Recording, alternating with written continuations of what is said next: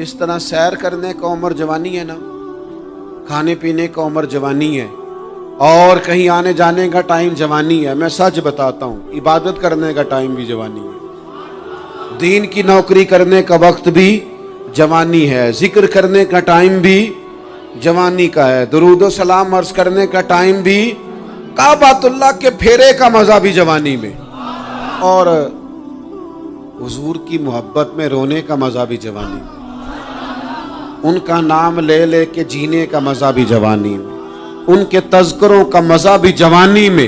وقت ضائع نہ کریں، ادھر ادھر نہ گزاریں۔ او جناب، او دوست، او نوجوان، او بیٹے، آپ یہاں کیوں کھڑے ہیں؟ کہتے ہیں میں ٹائم پاس کر رہا ہوں۔ تو میں نے کہا وہ ٹائم کدھر سے آیا جو پاس کرنا پڑا؟ ایک دوست مجھے کہنے لگے میں بور ہوتا ہوں۔ میں نے کہا یار اس کے لیے بھی تو ٹائم چاہیے نا، ہمارے پاس تو بور ہونے کا بھی ٹائم کوئی نہیں۔ اللہ ہمیں معاف کرے، وہ کدھر سے لائیں؟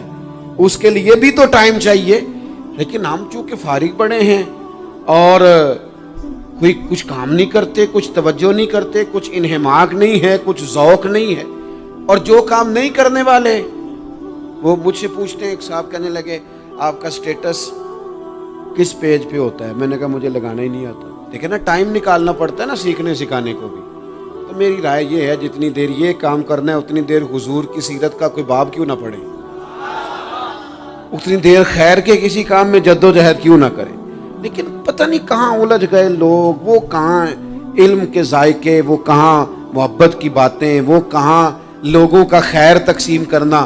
تو ہم نے کرنا یہ ہے، آج کی اس نشست میں جو ہم نے سیکھا کہ ہم نے جلدی سے خیر جمع کر، اب ہم نے کوشش کرنی ہے کہ زیادہ سے زیادہ نیکیاں شام کو ہمارے دامن میں ہوں۔ اور جس طرح لوگ رات کو سونے سے پہلے نوٹ نہیں گنتے،